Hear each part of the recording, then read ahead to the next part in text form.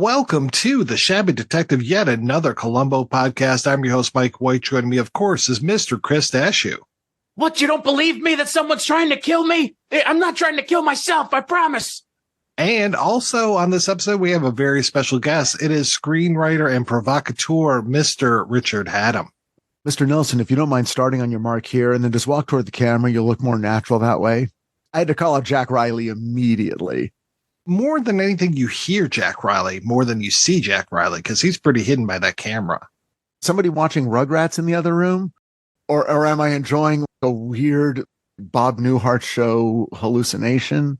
We are talking about the episode Candidate for Crime. It is the third episode of the third season, aired originally November 4th, 1974. This is one of those 94-minute episodes. This might be the longest episode that we've talked about because I think the other ones were like 91 minutes. Mostly they're around 70 minutes, but this one, yeah, it's even longer than Dagger of the Mind. Directed by Boris Sagal with a whole lot of credited screenwriters on this. Irving Perlberg, Alvin R. Freeman, Roland Kibbe, our old friend Dean Hargrove, from a story by Larry Cohen. This one stars Jackie Cooper, little Jackie Cooper. Don't kill my dog, mister. As Nelson Hayward, a politician who is getting close to winning and doing everything that he possibly can to ensure that he wins the race and gets to keep his mistress. At least that's my take on it. What did you think of this one, Chris? Yeah, it was 94 minutes, wasn't it? I don't have an issue with parts of the episode. I feel like this episode meanders a lot. It does the thing that some of the lesser episodes of the show have done where it casts a rather wide net and then resolves it in a way that feels really unsatisfying if it resolves it at all. And then the final resolution in this episode is, we'll get to it. This was a long episode of Columbo. I actually thought it was over about halfway through. I was like, it's not. Oh, there's more. And there's like another 20 minutes. It was fine. I don't know. There are things that worked really against it that we'll talk about, but it's not one of the better episodes. It's not the worst that we've seen. It is in the lower third for me, at least. And Richard, what did you think of this episode? I understand what Chris is saying, and I think I'm siding with him. There's always a lot of things about Columbo episodes that I like, and I think I like them here too. However, I will say, in a weird way, my least favorite thing about this episode was Columbo. And also, I did feel the meandering. By meandering, I think what it means is the greater creative influence Peter Falk had over episodes as the seasons go on. I think that is what results in the meandering. So what didn't you like about Columbo in this episode?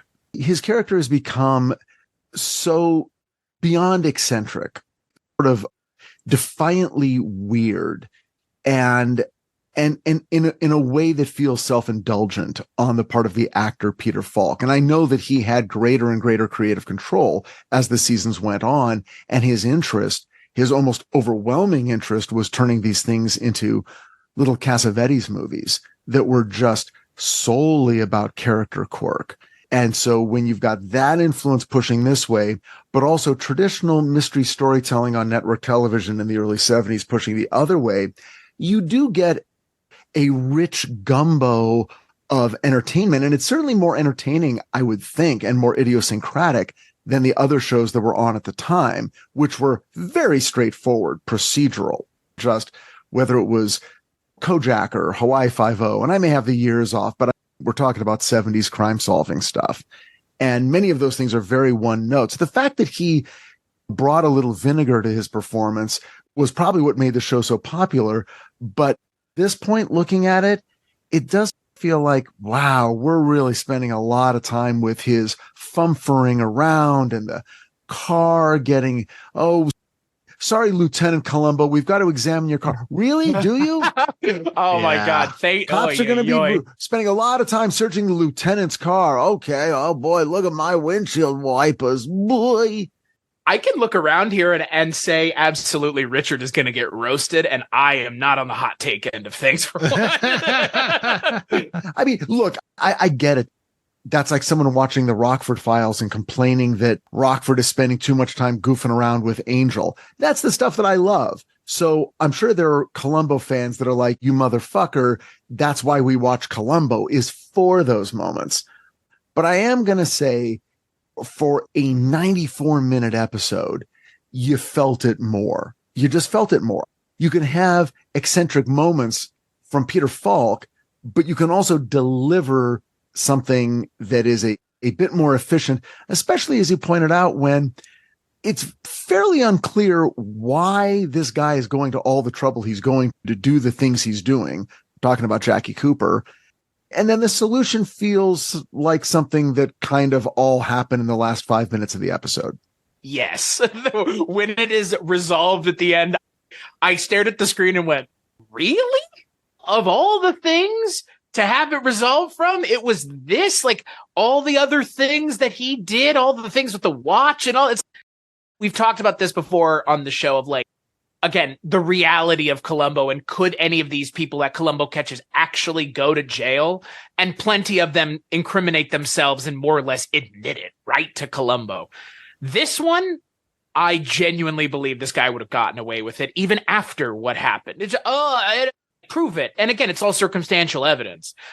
But most of the time that's enough. This time I don't know. For me, this is one of those episodes where the way it concludes, the way it wraps up, I was like, you had so many other off ramps and it seems like you just ran into a wall at the end. The notion of, I pried the bullet out of the wall and handed it over to ballistics. Like, we investigated this room 3 hours ago and you reported the shot being fired 5 minutes ago. To me, that's okay. That's legit. But that doesn't pay off all the earlier investigation. I wanted it to be that night at the party, something. So you felt, okay, we've been on this journey for a reason, rather than, oh, everything was just happened in the last couple of hours that has to do with a light on a phone. It's more fun when this stuff is set up. And by the way, Columbo has done many great stories that where you do get the richness of every step along the way paved the way to the solution. This one just didn't quite feel that way. Look, it's season 3, it's episode 3. It gets harder and harder to do, but on this one, it showed. So Richard, fuck you. The reason why I watch Columbo is for all of this other stuff. I believe that was your quote. Wow. Like now you're throwing it right back in my face. I am. Acid. Well, like I said, for once, I am not going to have the hottest take here. Coming right. I hate Columbo because of the way he is. I agree definitely with the whole thing about the bullet at the end. It's almost like a second murder. Like how we put the second body into these episodes, and sometimes it works and sometimes it doesn't. And it feels like we are just trying to cement this whole thing of I'm being persecuted by the mob or some, nefarious characters.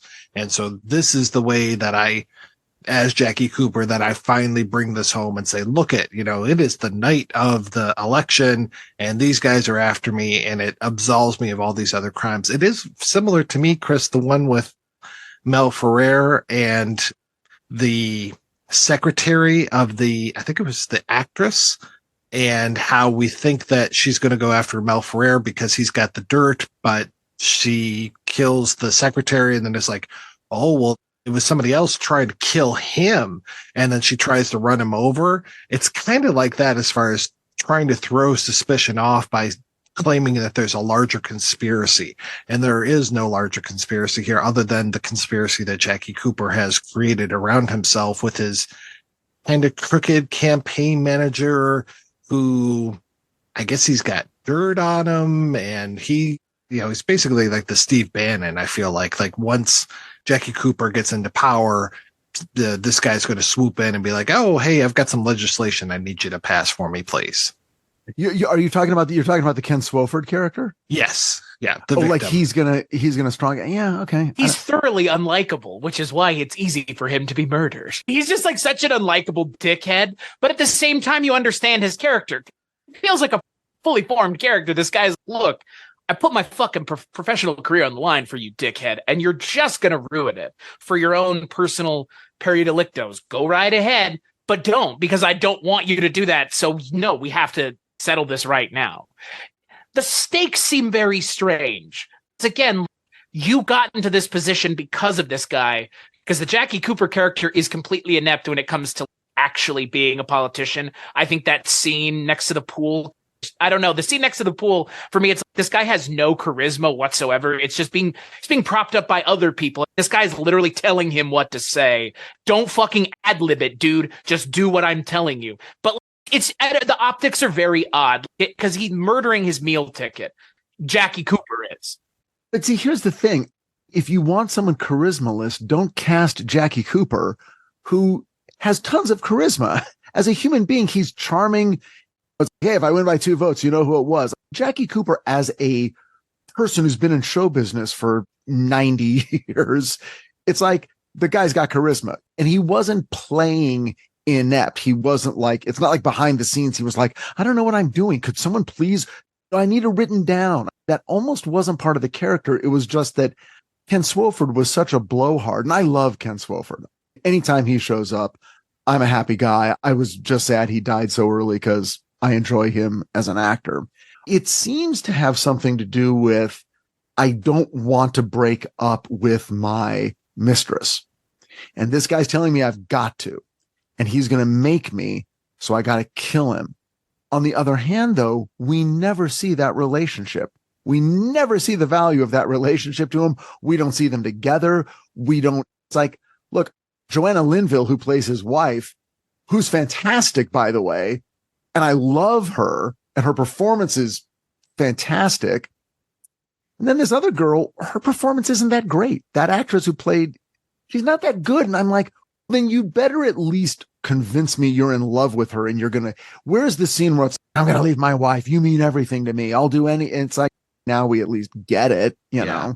And if she wasn't that charismatic, she should have at least been more of a piece of ass. You know, it should have been Leslie Ann Warren or somebody there. That's the character that she plays in The Killer Inside Me. She plays the Amy Stanton character opposite Stacy Keach, which I actually saw her earlier this year in something. And what's funny is she's way better in that, Tisha Sterling is, than she is in this. You would think that the wife is going to be the thankless role here, but the wife is not the thankless role. It's the exact opposite, because they, for whatever reason, they really weighted it in the wrong direction. Like, if Jackie Cooper is willing to go through all this to just possibly destroy his career and everything he wants in life to just be with this woman, why? What reason? And it's, because she's younger than his wife and she likes to fool around in his office with him, and she doesn't seem like an alcoholic like his wife does. Again, like, they try to make his wife like awful too, which it doesn't work either. In the script level, on the direction level, there's a way to write that role as a harridan and just have her be an emasculating bitch and just go after him with fucking tongs. But she doesn't. Again, we don't get those scenes where she's like, oh, you're just nothing. You think you're something. They all think you're something, and I hate you. It's easy. Look, those characters were all over television. That's the easiest thing in the world to write. They didn't do it. Well, we've seen them on this show before. Yeah. The emasculating bitch. You could have even done that, and without Tisha Sterling really having anything to do, you could just at least juxtapose the two against one another and say, she doesn't treat him that way. Of course he wants to be with her. It's not a one or the other. It's just the absence of this in that equation. But they don't even do that. I don't even find Jackie Cooper to be that compelling as a villain either, because again, it just, his reasoning seems so uninteresting that I'm like, all right, dude, best I can tell, you're just treating her like a piece of ass, so you could have any piece of ass you want. You're a visible figure now. You have what? You're about to win this election, and you, for all intents and purposes, would have fucking gotten away with it too. That's the other thing that it feels like is, again, we talked about this before, Mike. I don't know how you feel about it with this episode. Jackie Cooper could have. And it feels like the plot makes him do something stupider to get himself caught for no reason other than he needs to be caught at the end. Like, Columbo felt like he was grasping at straws more or less throughout the entire episode. One of my favorite parts of the episode was Jackie Cooper's plan and plot, which in very much Columbo fashion is laid out for us in a very ingenious way. So we're like, oh, this guy's good. Oh, he's thought of everything. Oh, I get it. Oh, and so he did that. When they ask this, he can say that. That stuff, again, on the page and in performance, because Jackie Cooper was fairly confident in his portrayal. I think he carries it off really well. You do get to that point where you're like, couldn't you just not do any of this and just continue seeing once you're senator, just fire the guy. You're going to win, right? Jack Kennedy, Bill Clinton. You're pulling 8 points ahead. Why go through all this fucking trouble? It for what? I like some of the things that Columbo's doing in here, especially when he gets to ask him how much his suit jacket costs. That's good. And then we get Vito Scotti again, second episode in a row. I was so happy about that. And then the whole thing with all the different cloth and the material and the cut and all this, just to be able to say, we couldn't get this jacket for you in less than 10 days. And then that plays in, but it doesn't really play that big of a part. That should have been kind of a gotcha moment. It's the bait. Oh, yeah, we think it is.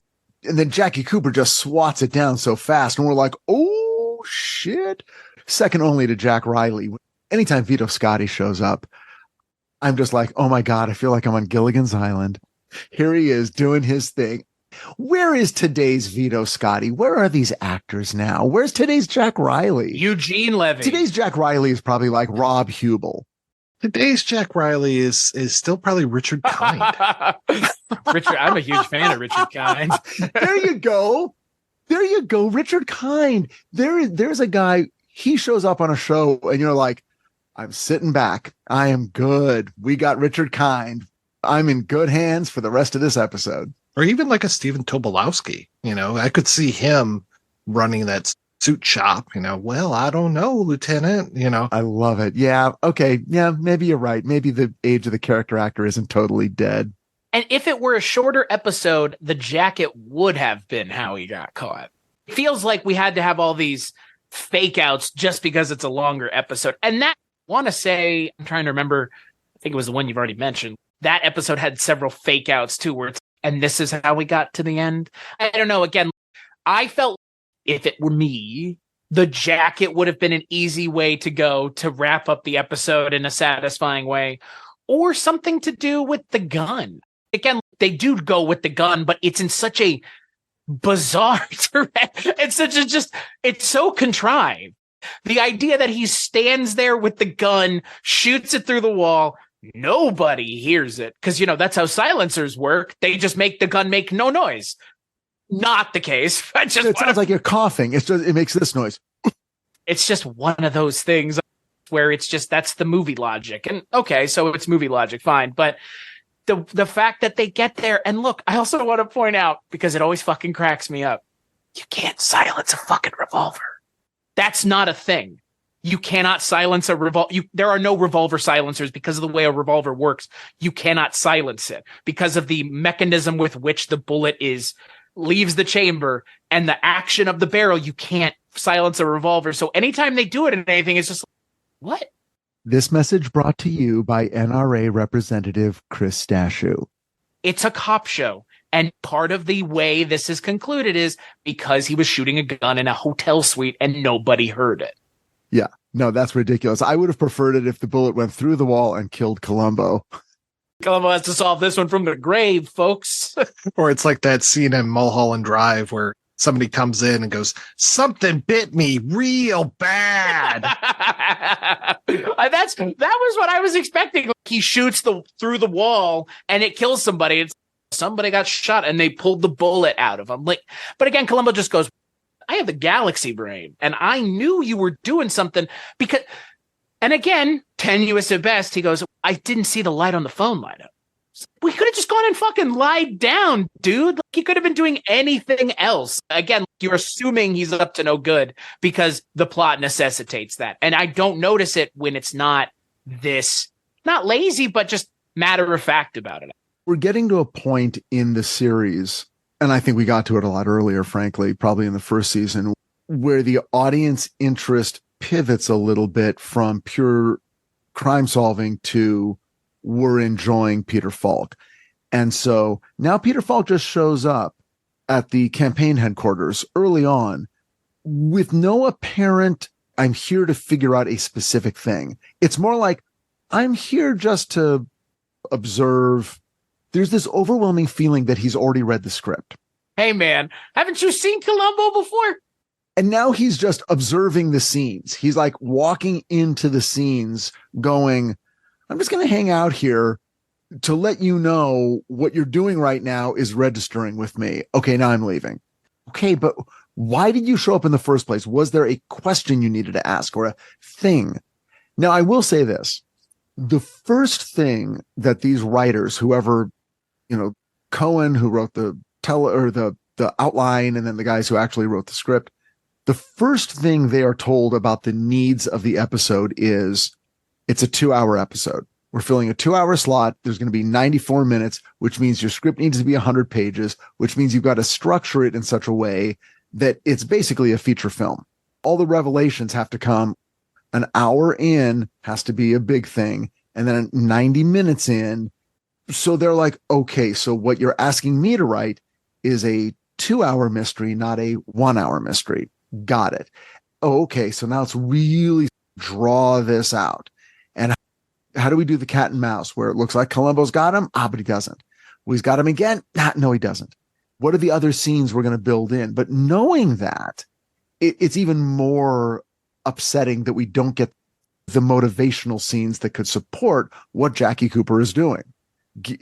You've got the time. Give us a scene with the secretary who you're having the affair with and make us understand why it's worth it to you to go to all this trouble. They just kiss and she calls him darling. Yeah. They didn't want to show the blowjob on TV. This is not FX network. Yeah. No, you're right. It was 74. It was a different time then. Expectations for television were different. I was really hoping that the watch was going to be the thing that got him. Between the watch, because there's the watch that doesn't match everything else in the campaign manager's wardrobe.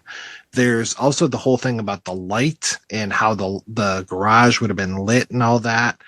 That one, the after whole a while, scene on that fucking thing. Oh, and I'm here, and it's like, this is 10 minutes of this episode. Is Columbo drawn on a fucking whiteboard? And he's got like little paper cars in his pocket at all times. I very much feel that they probably didn't write originally a 100-page script, that they probably wrote their typical length script and then they added a bunch of scenes. So like the whole thing you were talking about before with the cops that are inspecting his car, that feels so tacked on. And that's kind of what we saw with the Etude in Black, where it was like, oh, well, this clearly doesn't fit with the rest of this. Like the whole thing of Columbo complaining to the detective about the scant information that we get about the murder victim. It's like, okay, yeah, all right. That it's a good scene, but it doesn't belong in this episode. And same thing with the car inspection. It's a good scene, but it doesn't belong in this episode. I think there's another one in a couple, I don't know which season it is, but like I think it's Larry Storch is the driving guy or something. Like Columbo's car gets a lot of, I know, pun intended, mileage throughout this entire show. And when they do that, it always feels like it's a crutch.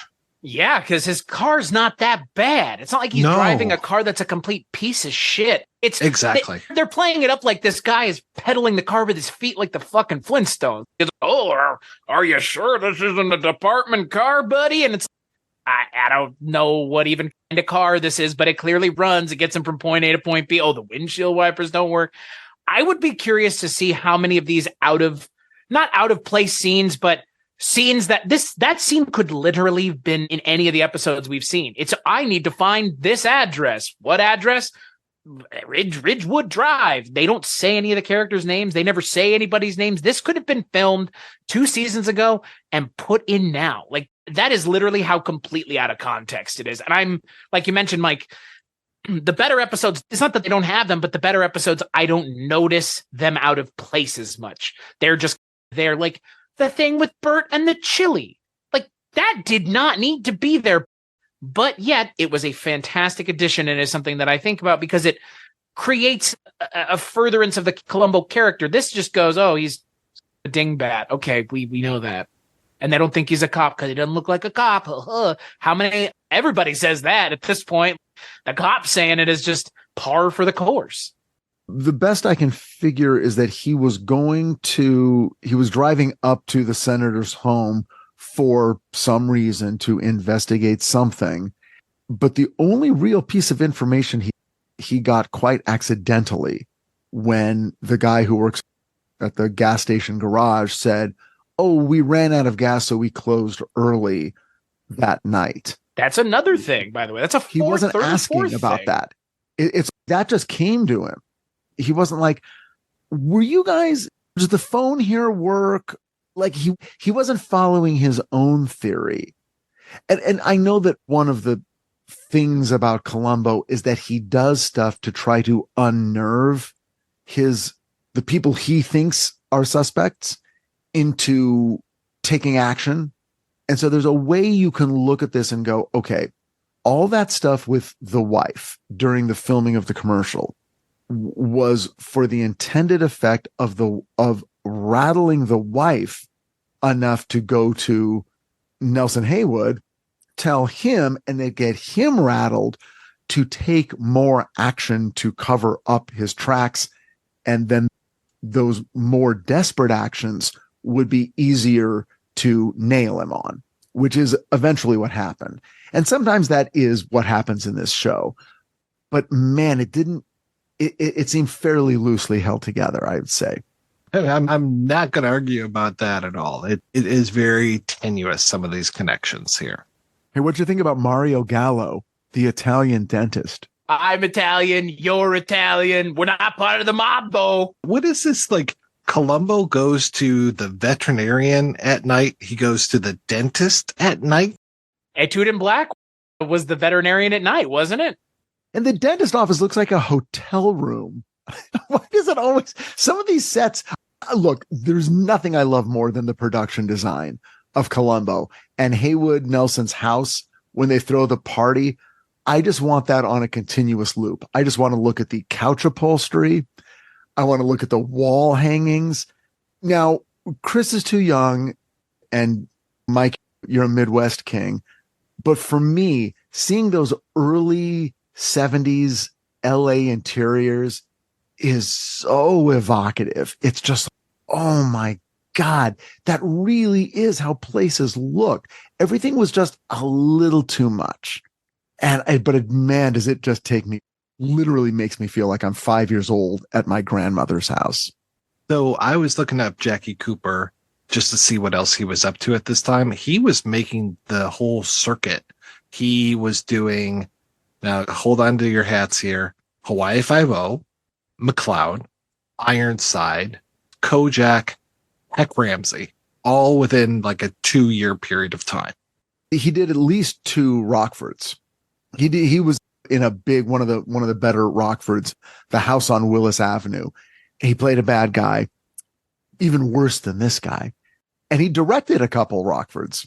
I just wish there had been more whatever made him so evil. Because I don't know. The wife put it best. She goes, only in the 70s could you have a character be happy in one room and then the next room he does that thing where he walks into the next room and automatically puts on the serious face, and it's, we get it, he's a bad guy now. But I don't know, he's almost, in a way, he's not even dislikable, frankly. He's one of the least dislikable villains the show has had. If Kolchak had gone 2 seasons, that Jackie Cooper would have played Detective Raskin.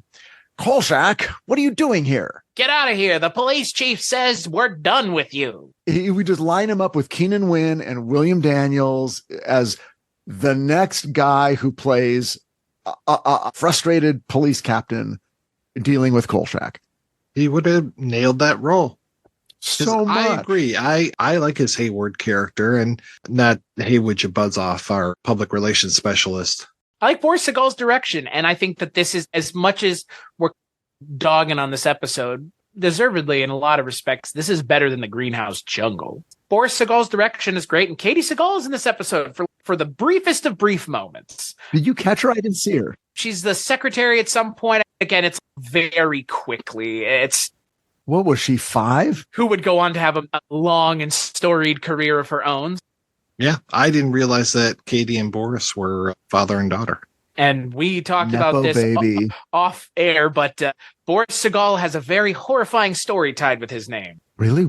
Wait, see, Richard doesn't know this either. Because I told you about this, Mike, off air, and you were surprised. So I'll tell you, Richard. Boris Segal, while filming the miniseries World War III, walked out of a helicopter the wrong way and was partially decapitated by the tail rotor blades of the helicopter. He was directing. Yeah, and he survived for 5 more hours after that happened. Gross. Yeah, man. Yeah, that's fucking rough. And that's like one I never heard of that before watching Columbo, because this is the second episode that he's directed. But yeah, it's, whoa, what the fuck? That's crazy. That makes Rust look like a pie fight. Yeah. Jesus Christ. Someone wasn't doing their job. But you know what? I will say this. Now that I brought up Rust, which is a horrible tragedy, the level of safety on sets is above and beyond. If you're lighting a candle in a scene, the AD calls the crew and the cast together and they do a safety meeting.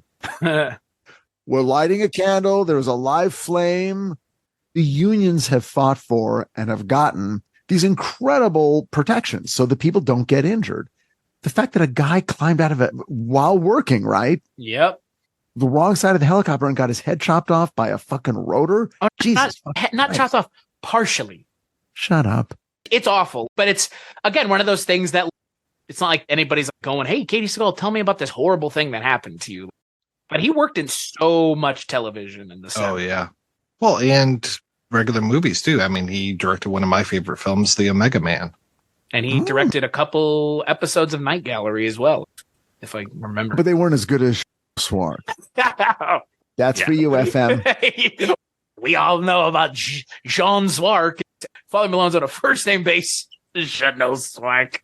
Well, on the next episode, we are going to be looking at a episode called Double Exposure, which I keep mixing it up with 2 other episodes. One is the Double Shock episode, so I keep thinking that there's going to be 2 Martin Landaus in there. And I also keep mixing it up with a episode that has Dick Van Dyke, but no, it's going to be the return of Robert Culp. So we get to have some more Robert Culp anger. I think this is his 3rd time, correct? Yeah. Spoilers for everybody involved. He wears the most decadent yellow jacket you will ever see. I am beyond excited to talk about the next episode, just to heap praise on Robert Culp. Oh, God bless you. I love Robert Culp. Well, and it's also going to be written by Stephen J. Cannell, your friend from the Rockford Files. Yes. What are you doing? Why am I on this episode? We know how much you love Boris Segal. We know you're a big Roland Kibbe fan. I'm just going to go watch it as a citizen. You should. And I'm going to listen to you guys talk about it. Citizen Hatem. Just like a regular schnook. Literally got a Stephen Cannell script sitting right here on my desk. You can watch that while you're eating egg noodles with ketchup. Yeah, you fucking schnook. Until we talk again, Chris, what are you up to? Pounding away at the old audiosphere with podcasts over at weirdingwaymedia.com, including the Culture Cast, Scary Stories We Tell. Kolchak Tapes is done, so you can listen to that in its entirety. That's how we met our dear friend right here, Mr. Richard Hatem. Oh, you stop. All the good things over at weirdingwaymedia.com. What about you, Mr. Richard Hatem? You know me. I'll just be in the bathroom calling my parents and counting to 6. Very obscure reference. I hope the audience gets it. I feel like the reinforcement of it with the second thing should more or less give it away. What about you, Mike? As for me, I will be editing this episode soon. And yeah, everything you can possibly want of my voice is over at weirdandwaymedia.com.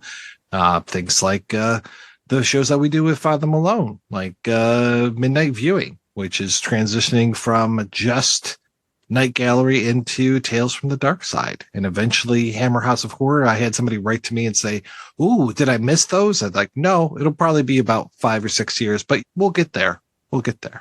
At least you're giving them hope. Yeah. You got to have something in this world. It's the hope that kills you in the end, really.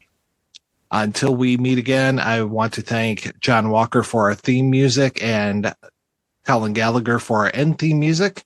And I want to thank everybody for listening. If you can, please rate and review the show wherever you get it. That would definitely help get the word out that, yes, there is yet another Columbo podcast.